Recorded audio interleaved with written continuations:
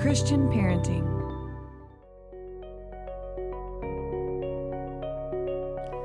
Hey Mama, I'm Pamela Hinkleman, certified empty nest coach, and you're listening to the Midlife Mama podcast. This show is for Christian moms navigating the empty nest, learning how to let go with grace, set healthy boundaries, reconnect in marriage, and step confidently into their God-given purpose. Each week, I'll coach you through this season with faith-filled encouragement, honest conversations, and practical tools that you can apply right away to your relationships and your life. If this episode encourages you, I'd be grateful if you leave a quick rating and review. It helps other moms find the support they need. You'll find the link in the show notes. And make sure you're following the podcast. And let's get started. For many moms, the empty nest is a season they anticipated for years. But what happens when your child has special needs and launching into adulthood looks very different than you imagined? Today, I'm joined by Cindi and Joe Ferrini, authors of the new book, Special Needs Parenting. Cindi and Joe live in Cleveland, Ohio, with one child, Joey, at home and two married daughters and their families nearby. Together, they spoke for Family Life Weekend to Remember for 20 years. And they have been caring for their special needs child for 40 years. Together, we'll talk about the unique joys, challenges, grief, and blessings of parenting a child with special needs into adulthood. We'll also discuss what it means to embrace God's purpose when your nest may never fully empty, and how to find hope, strength, and joy for the journey ahead. If you're a parent of a child with special needs, or you love someone who is, I think you'll find encouragement in this conversation. Welcome, Joe and Cindi. Thank you so much. It's so good to have you here. Your new book is called Special Needs Parenting. Can you please share a little bit about your family story and how God led you to write this book?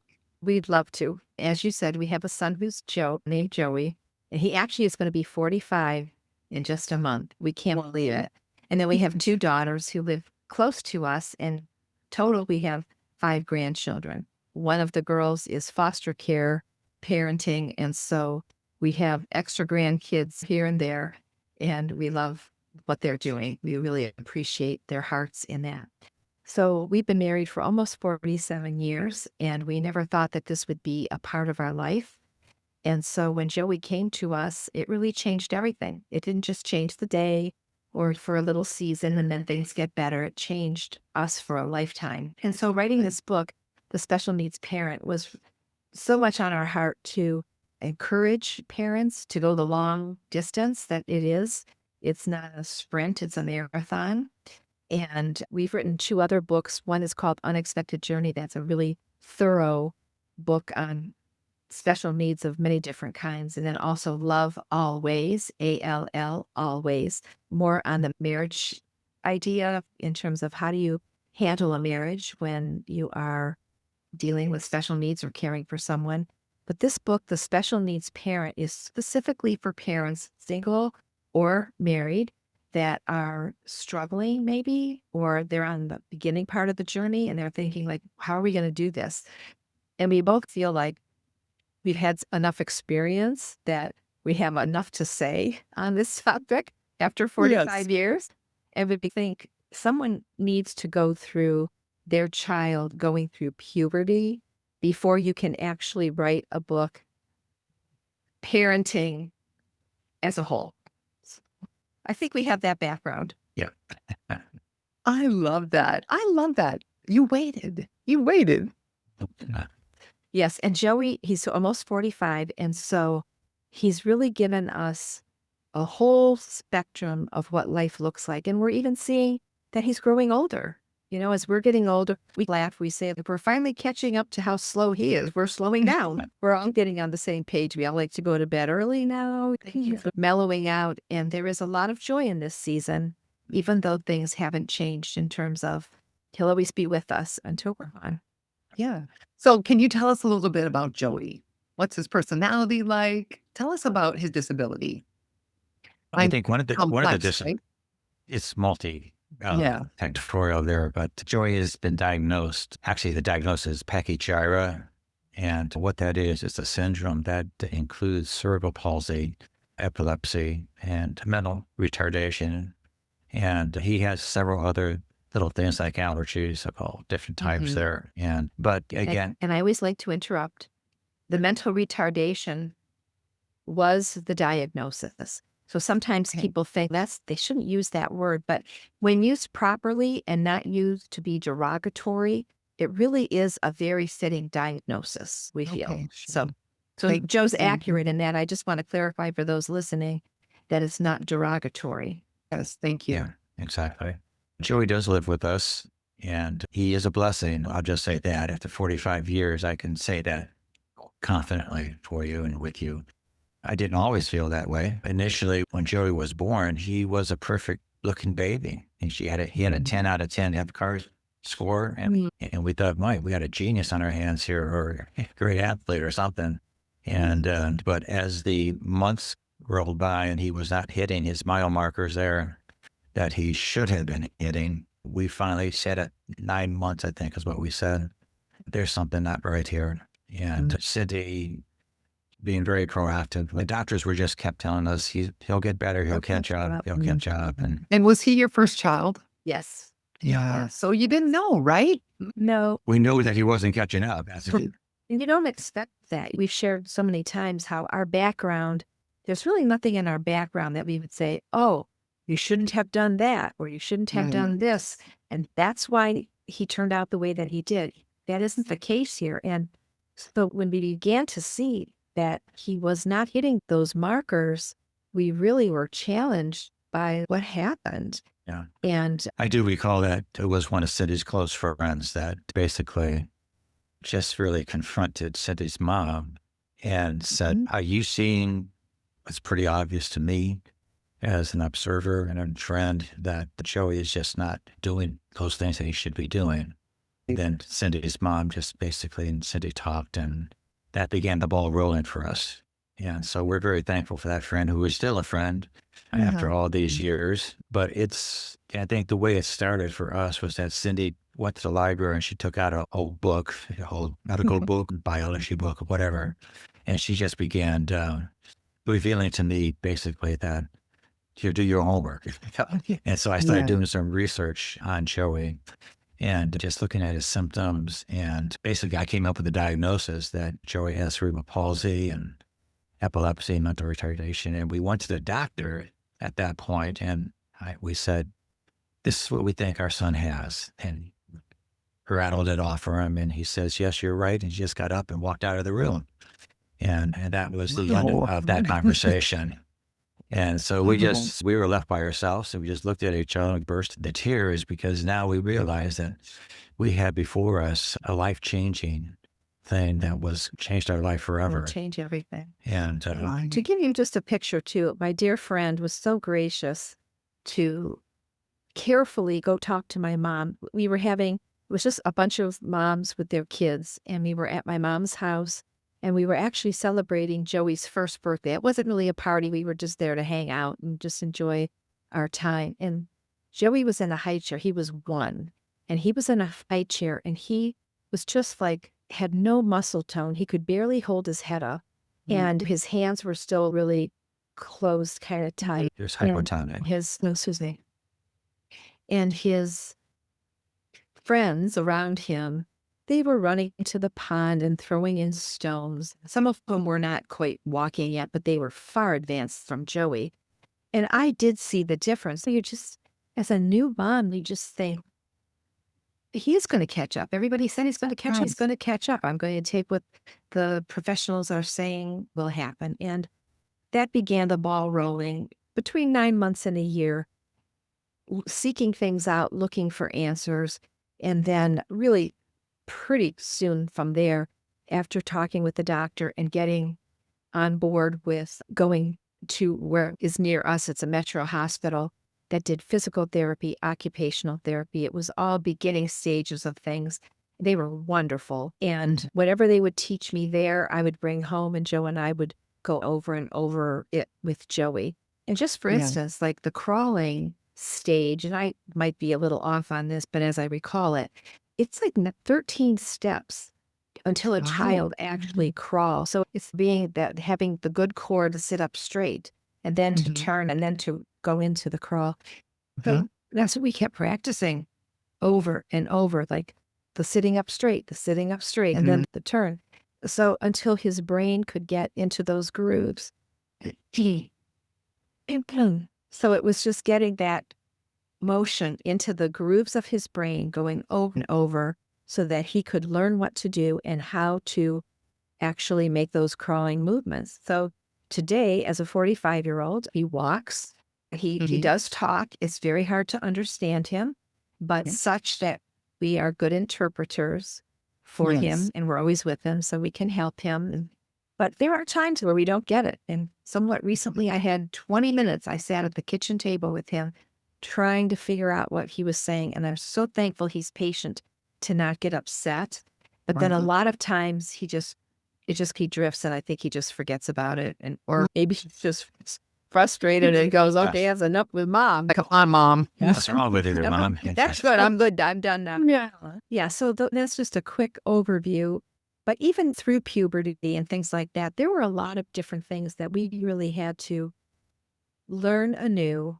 And then when our girls got to be that age, it was so different and so much easier, I will have to say.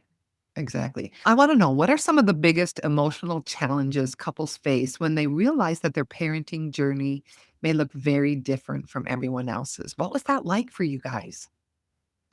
I think just to generalize here, after you say I do at the altar, walk down that aisle with an invisible set of blueprints tucked underneath your arms, and upon those blueprints, you set off to build your marriage. And of course, the problem is that your spouse also has a set of blueprints tucked underneath his or her arm, and upon those blueprints, they set off to build a marriage. And with time, as there's a melting together, and you have this, what we like to think of as a divine set of blueprints that has been uniquely made for you. And then you add in a special needs child, and you usually can just throw out that blueprint at that point. And because those things that you were hoping for, it's not going to happen.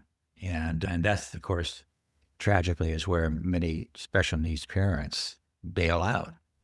One or two of the parents say, I didn't sign up for this, and this is not what I expected life to be like. I didn't want to be married to something like this. And that's because now what we have here are, statistically at this point, 80% or more marriages are ending in divorce because of a special needs situation. And it's not always the husband who leaves. A lot of times people think that it's the husband who leaves, and it's not always the case. And disabilities can be anything. And the disability can be anything from something that's present at birth, or to be acquired during an accident, or aging is another factor that contributes to being labeled disabled. We both, Cindy's father had Alzheimer's. My mother had advanced vascular dementia. We can tell you that we're looking at them, but we're looking at Joey. It's basically the same care that we had to give to them is what we do for Joey.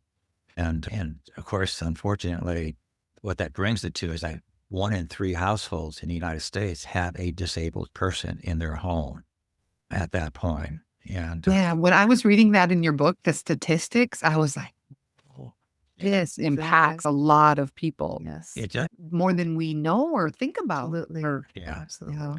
and that was really, I think, one of the primary motivators for writing the book was that you can find books on cerebral palsy, you can find books on autism, you can find books on just about every other disability you can think of. But there was nothing really that focused on the special needs parent. And as far as we're concerned, we've had the privilege and opportunity to speak in front of a lot of audiences and groups that are special needs parents. And we can just tell you that in our opinion, these are heroes, these people sitting in those chairs or whatever.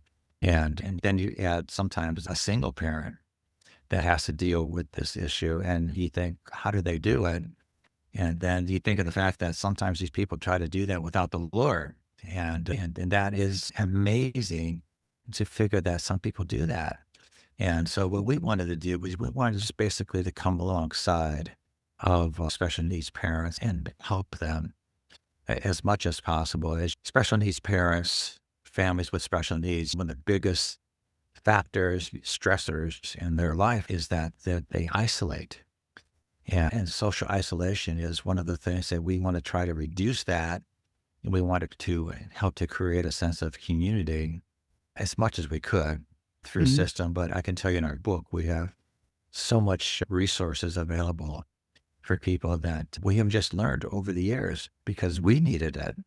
And so we just incorporated that into this book. So that's the reason, primary reason for the book, is that we wanted to address that audience that most of the time is not talked about. And that's the parents. Exactly. And that's why I wanted to have you on the podcast, because I know there is a group of moms out there who are not experiencing the empty nest the way everyone else. And can I just add that most people don't recognize that.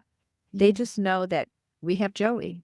Yeah. And so our empty nest experience is one that we can't just pick up and go for dinner with our friends. We can't just pick up and go away for a weekend or for vacation. We get to do that.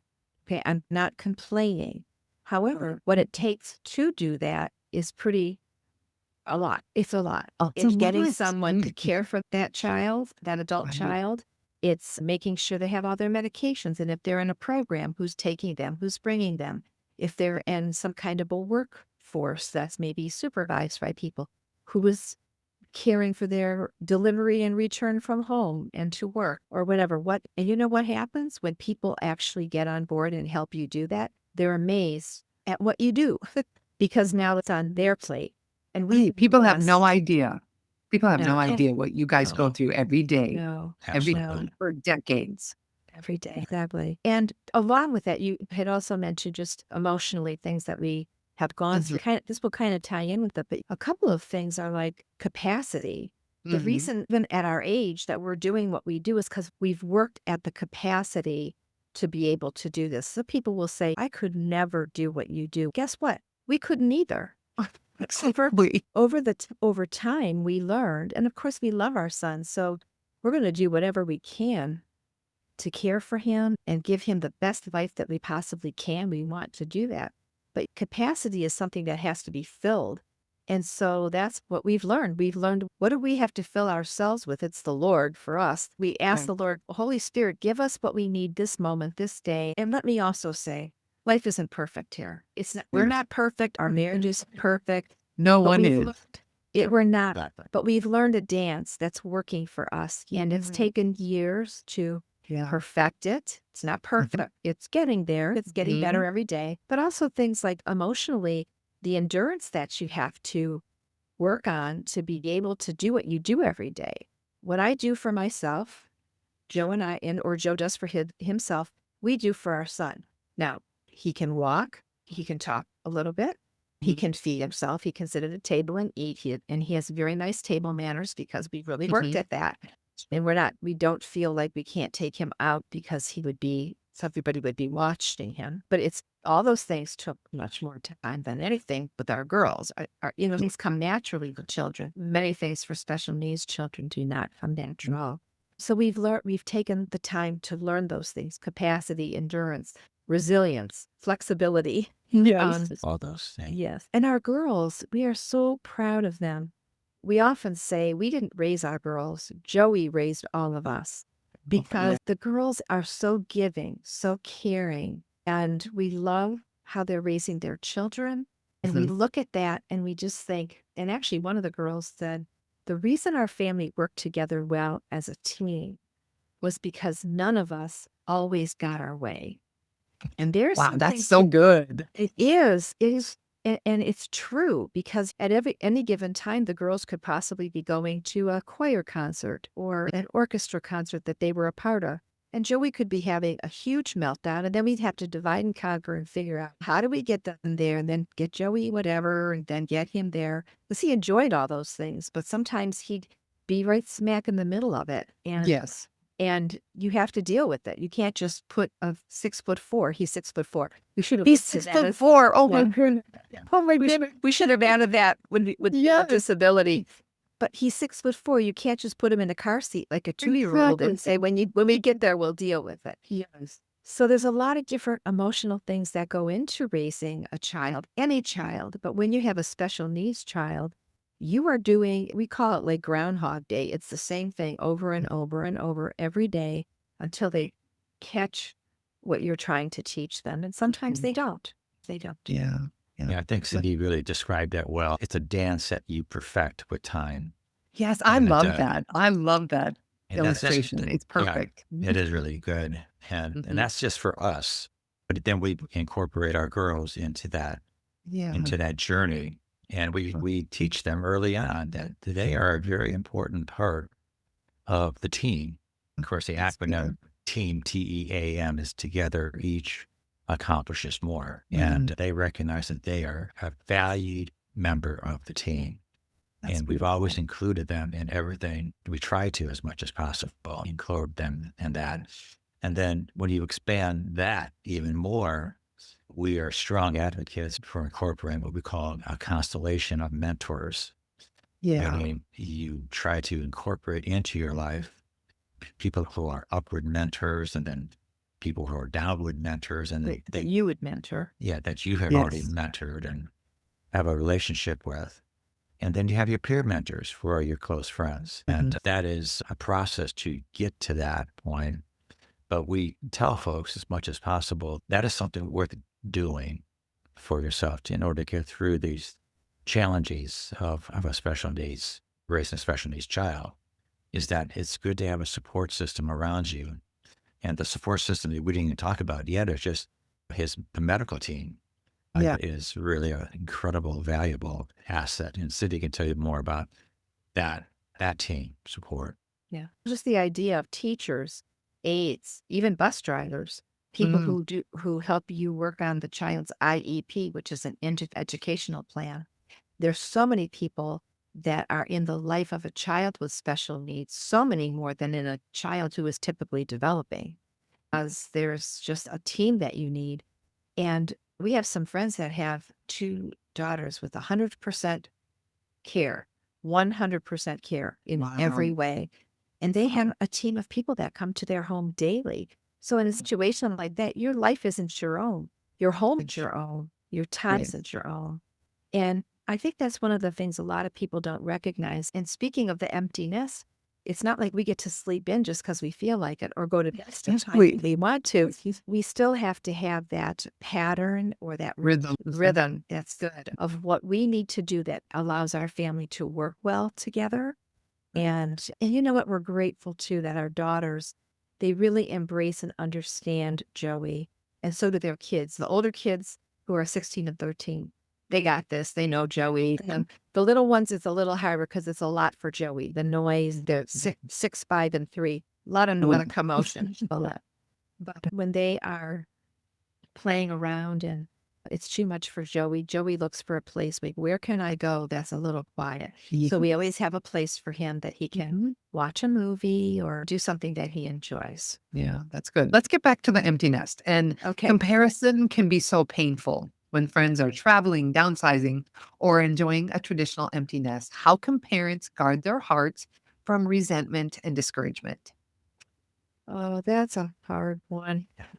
I'll admit that's a hard one because especially when they say things and they know that you have a son who is 45 years old and with you every moment of the day. He does a program that he goes to, but otherwise, if he's not there, he's with us every moment of the day. And they don't recognize it or they don't. Many times people will say, how's Joey doing? I could say a handful, if times that people will ever say, how are you doing? How are you doing? And sometimes we're not doing well. I'll be honest with you. Thank you. There have been times where people say, and we traveled and had wonderful travel. So this is not a complaint, but maybe just something for listeners to really pay attention to when you're asking questions or having conversations. But when I'm with a group of people and they're all talking about, and we traveled here and we traveled there, and then we did this and we did that. And I'm thinking to myself, and I'm still toileting my child at home. We don't talk about that a lot because it's not a very interesting conversation for most people. And most people are going to be uncomfortable with that. But think of my two friends whose children are 100% care, two daughters. They have to do everything. They're still changing diapers. They're not changing a diaper on a 2-year-old or a 1-year-old. So picture it. Picture that. I don't think other people go there. And that's, I don't even think I would have gone there if I didn't have Joey. But now that you're listening, whoever's listening, do recognize what the person who is not ever going to get an empty nest is doing every day that is very different than you. And maybe First of all, I'd say maybe get them this book so that they could just have a moment that would say, oh my goodness, my friend cared so much about me that they thought to get me this book about parenting. And then I would say, first, before you give it, lightly read it. Just be real gentle so it doesn't look like a well-read book. Read it and then give it to them. And then maybe, because we have a lot of hints and helps in there of what you can do as a friend to them. What will you do to make their life a little easier? And I'm not saying take over or, say I'll take your child for a week. What little things will you do that will bless the parent who is doing this every single day? Yeah, So what I think- hear you saying is that you would love it if someone said, how are you doing? That's right. While you're And- sitting having coffee with friends. If someone said, how are you guys doing? Yeah. Yeah. And actually specifically caring for Joey with special needs, because a lot of times we will ask people, how are you doing? But very rarely, I really can say almost without fail, almost no one has ever asked us that actually. How are you doing caring for Joey for 45 years? Yeah. And first of all, we have some wonderful friends and family have welcomed Joey. We can take him anywhere that we want to go with them. They understand him. And then we also know our limitations. If they would invite us to do something, we're not going to maybe do certain things because it would affect the trip or the day or the moment. And we're not going to ruin that. And we know that it might, because we've had some pretty amazing vacations that have been ruined by a fly in the room. You know what I mean? Go pick something really simple. But I would also say there are people in our lives that know us very well. And they could easily say, if you would like to go, just go grab a dinner. We could watch a game, a baseball or football game with Joey, give him dinner, and you could get out by yourselves for a minute. And most people do not make that offer. Yeah. We've had a few who have, but most people, you can almost tell they don't want to make that offer. They're afraid. Maybe they're afraid. I think, yes, I think yes, some would be. Yeah. But people who know us well and what Joey's care involves, we would never give them a situation where they're going to have to do something. We would probably have Joey already for bed, Ready. Yeah. ready to go to bed. He can even go upstairs and put himself to bed. The lights are on, the CD player's on, everything's on, but he's in bed. He might be rapping. Yeah. So it's not like people couldn't do it. I just think some people might be unaware of what it might take. But Cindy's Unaware. being gracious there. which Yeah, she is. Here's the reality is that we've had people, and we're talking leadership in our church, like elders, basically will say to us, I'm afraid to ask because that might put a responsibility on me that I don't want to do. Gosh. You Yeah. know, There. And that's more of a reality is that, or sometimes we'll get the passive questions coming from people. Let me know if you eat anything. The worst. We're not going to respond to that, to be honest. Remember.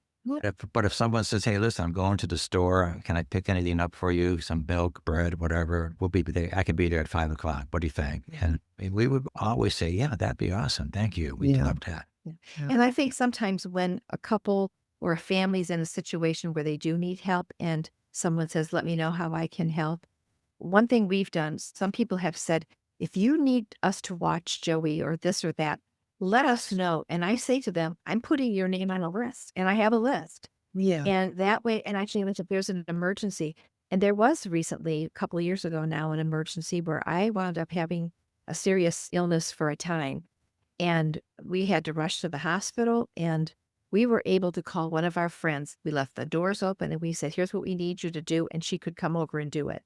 Because what are we going to do with Joey? I'm on the way to the ER. So when you have one or two of those friends to even be able to say, I'm going to put your name on a list and I will call you, and then call them if you need. Yeah.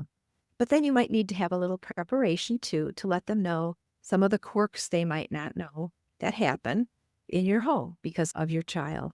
And actually, here's just an example too. And this should be not only the empty nest families, but also families who are caring for a child with special needs. Years ago, we were speaking at Family Life, and there was 6 people in front of us. We were at our speaker table, and there were 3 or 4 couples, young kids. We said they were young kids. They had young children, and they came up to us and they said, "Oh my gosh, we have a friend that has a son that sounds just like your Joey. I wish they could come here." I don't hesitate. And I said, they could come here, but it would take all 6 or 8 of you to say, let's go have a pajama party at their house. Teach us how to take care of him. Teach us what you need us to do. And we will, for a weekend, come and do what you do alone. Us 6 or 8 will come and take care of this child so you can get to go. It's going to take an effort. It's going to take sacrifice. It's going to take surrender on your part to go do what these people surrender every single day. That's a good illustration. Goodness. I'm on my soapbox now.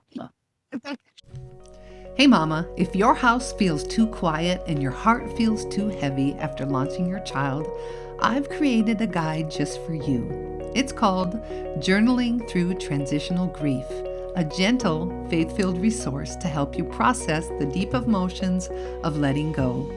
Inside, you'll find 6 reflection questions that will help you name your feelings, invite God into the grief, and experience His comfort in the middle of change. Remember, transitional grief is only a season, and God is leading you toward peace, purpose, and joy. You can grab your free copy at the link in the show notes. Now, let's get back to our conversation.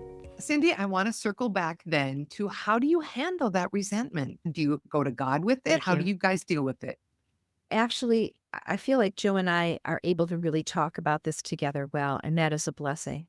Perhaps for the single parent who is empty nest and has their child, I would say if you have a good friend, be able to talk to that friend and share it. Share the realities of it. I'm not going to share this reality with every single person I come across. Exactly. Because first of all, I would have no friends if I did that, right? People don't want to hear all these things. But I have one dear friend who really does understand. She has a brother who has special needs and she has care of her brother, not in her home, but it's still a lot of work. And so I would just say, find someone, certainly ask the Lord to heal your heart of it. But also, there is a reality of being able to share about it. And so Joe and I will talk about it. And one time, Joe, we're laying in bed and he puts his arm around me and he says, "Do you even believe this is our life?" And Joey had been up 3 times and he comes downstairs and he comes over the bed and he goes, "I love you." You know, you kind of love that, right? But it's also 3:30 in the morning. Yeah. So I would say have a good friend or two that you can really rely on and talk to. And I don't know that Joe really shares much with guy friends, but I know he has 1 or 2 that he could. And he and I always have conversations because we don't want to be that person who is always Debbie Downer and like life is so rough. Life is hard. There's no doubt about it. Let me say, there's also a lot of joy. Joey is a great guy, but he'll have a meltdown and that's not great. So what are you looking for in life and how are you patterning? And the more that you feed into the resentment of it, the more you're going to be resentful. So find things in life that you can find joy in. As I always say, try to find a silver lining. You got to be looking for that for sure. You got to chase it. Embracing the season. We talk about the importance of just recognizing that there are changes of seasons in everyone's life. And there have been times when I've tucked my son into bed, my 40-year-old, 6'4" son, and I still tuck him in bed at night. And I think how sad that none of my friends get to do this with their children. But we get to do that. And so we try to look for the silver lining, and there is. You just have to look for it. And but it's important that for your health, that number one, this relationship here is the most important relationship to help treat your stress on your child. And the stronger this relationship is, the more likely that your child's going to be on a good footing with life and just being able to capitalize on what he can do. But on the other hand, we need to be willing to share with people, and there isn't a lot of people we can share this with, who would be willing to listen to us. And that's a big issue right there. And I would say one of Cindy's closest friends, I'll just share this one example. One day, Cindy and her were on the phone. And Cindy says, I got to get going now. I have to give Joe a shower. And there was like a pause on the phone. You give Joe a shower? Yes, I've been doing that for the last 40-some years.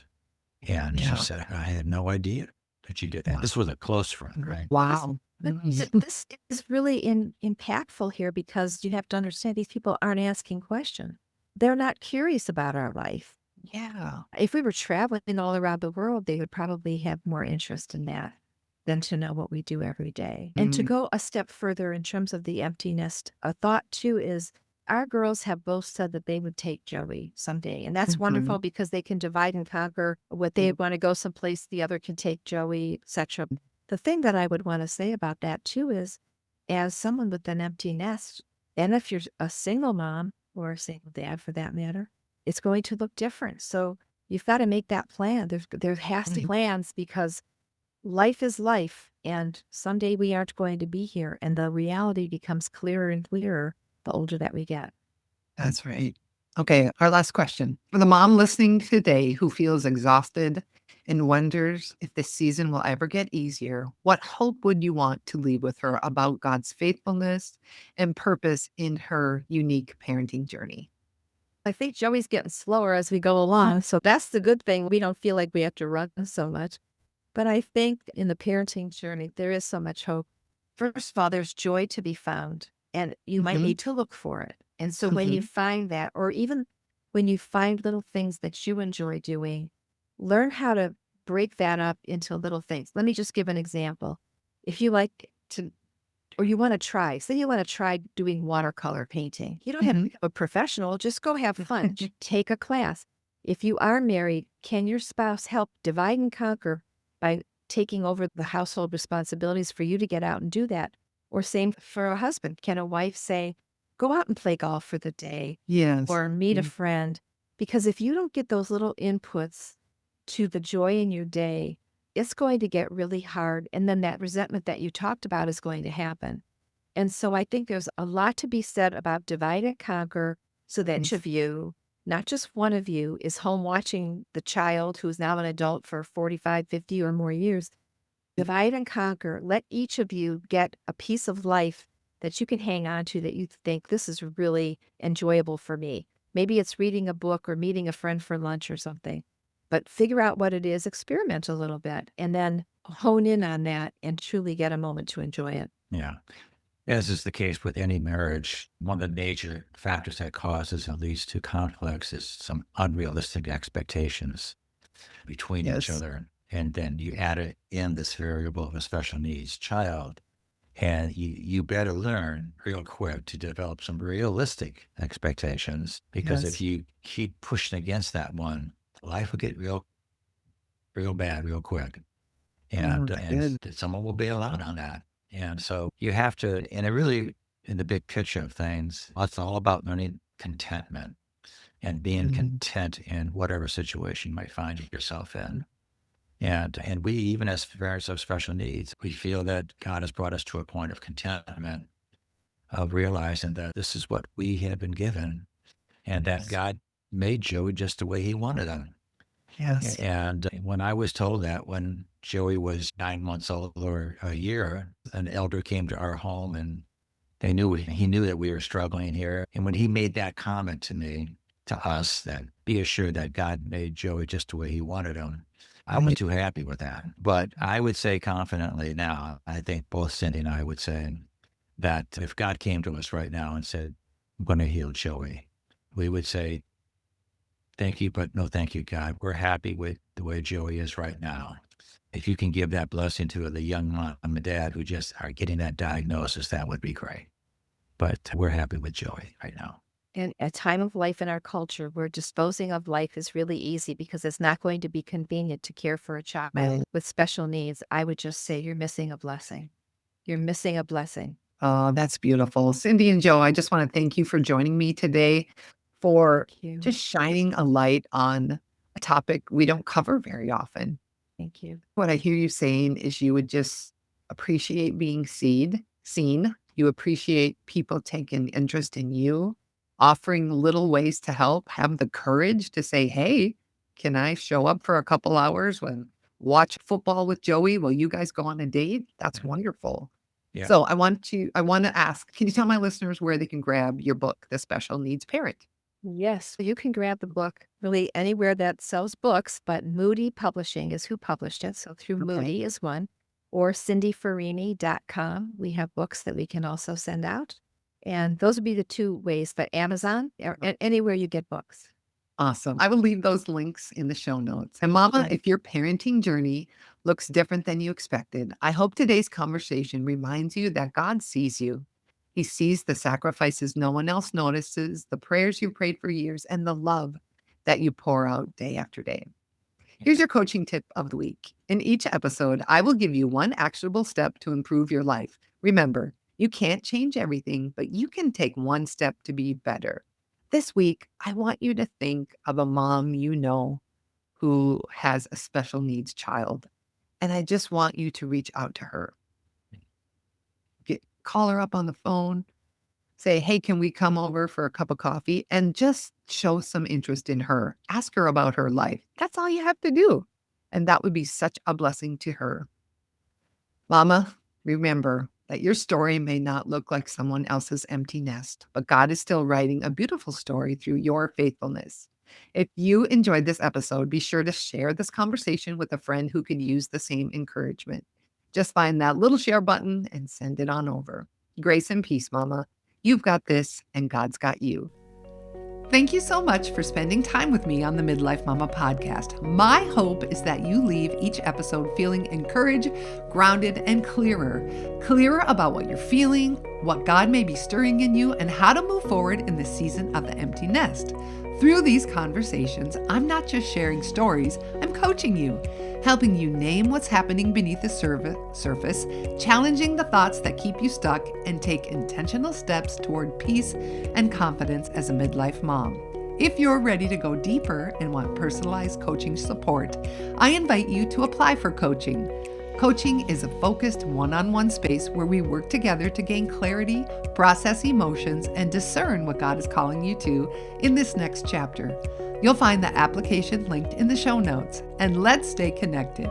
You can find me on Instagram at phinkelman. That's PHENKELMAN. Or on Facebook at Pamela Hinkelman, Empty Nest Coach.